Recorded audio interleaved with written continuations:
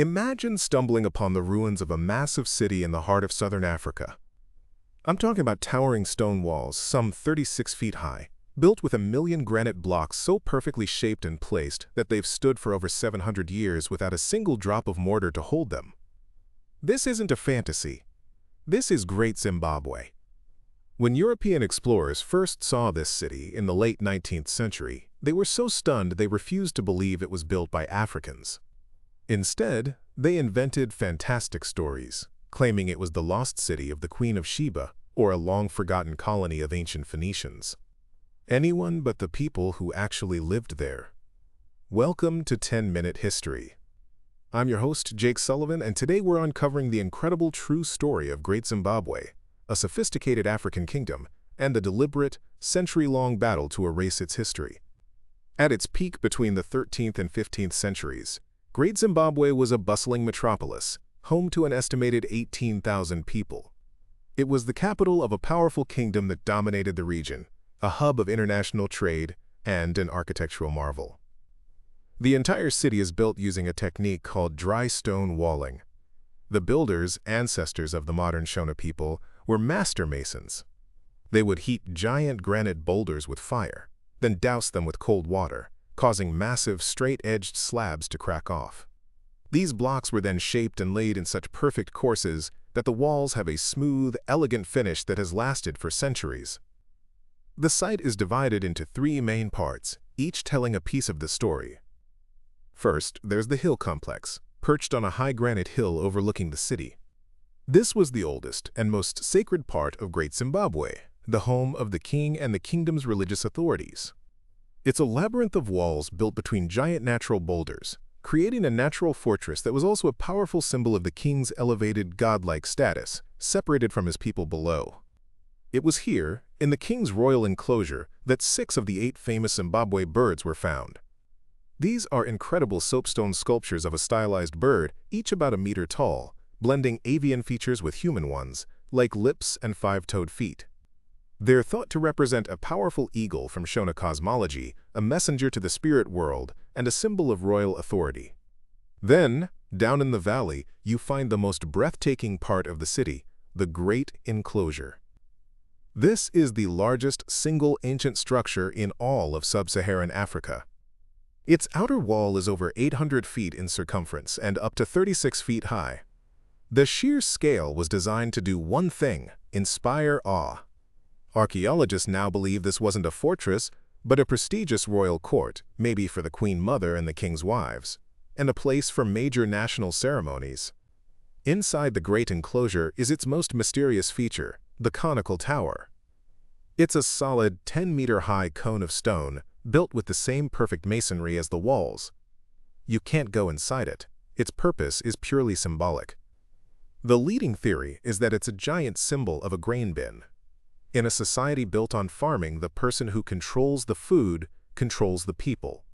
The tower was a permanent stone declaration of the king's power and his ability to provide for his nation. Finally, spreading out between the hill and the enclosure are the valley ruins. This was the city's urban center, home to wealthy merchants, state officials, and skilled artisans. The quality of the stone walls here varies, showing a clear social hierarchy, with the richest citizens living in enclosures that mimicked the grand style of the royalty. So how did this kingdom become so powerful and wealthy? The answer lies in 2 things: cattle and gold. The high plateau where Great Zimbabwe is located is free from the tsetse fly, which is deadly to cattle. This meant they could raise enormous herds. Cattle were the ultimate status symbol. They were wealth on 4 legs. A ruler with vast herds could command loyalty, forge alliances, and attract followers. But the real engine of Great Zimbabwe's power was its control over the region's vast mineral wealth, especially gold. The kingdom organized the mining of gold, which was then transported by porters on a long journey to the Swahili coast, to cities like Sofala. There, it was traded with merchants from across the Indian Ocean. And what did they get in return? Archaeologists excavating the valley ruins have found artifacts that prove Great Zimbabwe was part of a global trade network. They've unearthed shards of Chinese celadon and porcelain, colorful glass beads from Persia and India, and other exotic goods. Imagine in the 14th century, an elite citizen of Great Zimbabwe was using bowls made in Ming Dynasty China. This was a sophisticated, globally connected society. Great Zimbabwe was the culmination of centuries of development, building on the model of an earlier nearby kingdom called Mapungubwe. But after 200 years of dominance, around the year 1450, Great Zimbabwe was abandoned. There was no great war or invasion. The city just faded away. Why? The most likely answer is that it became a victim of its own success. A city of 18,000 people, with their massive herds and industries, put an unbearable strain on the local environment. They stripped the surrounding hills of timber for building and fuel for smelting gold. Their herds overgrazed the pastures, and their fields became exhausted. As resources dwindled, and as new gold fields opened up further north, trade routes shifted. Power followed the money, and the kingdom fragmented, with people moving away to new centers like Khami and Mutapa. The city fell silent. And here is where the story takes a dark and fascinating turn. For centuries, the ruins were known to local Shona people, but they were largely forgotten by the outside world. Then, in 1871, a German explorer named Karl Mauch stumbled upon them. Blinded by the racist attitudes of his time, he simply could not accept that indigenous Africans could have created something so magnificent. He declared he had found the biblical land of Ophir and the palace of the Queen of Sheba. This fantastical, non-African origin myth was exactly what the British imperialist Cecil John Rhodes wanted to hear. When his company colonized the region in the 1890s, he named it Rhodesia. For Rhodes, the myth was powerful political propaganda. If Great Zimbabwe was built by ancient white settlers, then modern European colonists were not invaders. They were simply reclaiming their rightful land. It was a historical justification for colonial rule. Rhodes's government even hired an amateur journalist named Richard Nicklin Hall to excavate the site.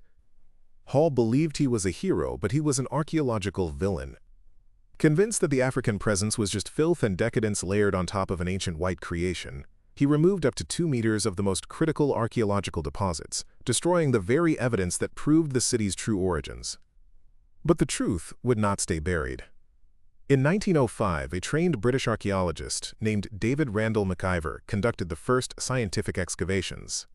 He found medieval-era artifacts, like Chinese porcelain, in the deepest layers of the city, in direct association with African-made objects. His conclusion was explosive. The city was medieval, not ancient, and was unquestionably African in every detail. The Rhodesian establishment was furious and publicly discredited him. The debate raged until 1929, when another brilliant archaeologist, Gertrude Keaton Thompson, arrived to settle the matter once and for all. In a stroke of genius, she dug a trench on the outside of the Great Enclosure, deep down beneath its foundations. There, she found the irrefutable proof. The layers below the wall were from an older, simpler African village. The layers associated with the wall contained the same medieval imported goods. Her conclusion was a death blow to the colonial myth. She famously wrote that the mystery of Zimbabwe is the mystery of Africa. Even then, the white minority government of Rhodesia refused to accept it. They censored archaeologists and passed laws making it illegal to state in official guidebooks that Black Africans had built Great Zimbabwe. The battle for the city's history became part of the battle for the country's freedom. So what is the main takeaway from all of this? Great Zimbabwe stands as a powerful testament to a great African civilization and a stark reminder of how history can be twisted for political gain. The final victory for the archaeologists only came in 1980, when Rhodesia gained its independence and was reborn as the nation of Zimbabwe. The new country took the ancient city's name and placed the iconic Zimbabwe bird at the center of its national flag. A symbol once used to justify oppression had been reclaimed as an emblem of liberation and national pride. The government even undertook a long diplomatic campaign to bring back the original soapstone birds, which had been taken by Rhodes and others, and scattered in museums in South Africa and Germany. Today, 7 of the 8 birds are back home, housed in a museum at the site, their journey a powerful story of historical justice. So what are your thoughts on this? Let us know down in the comments. If you found this interesting or learned something new, please give this video a like, and don't forget to subscribe to 10-Minute History for more deep dives. Thanks for listening.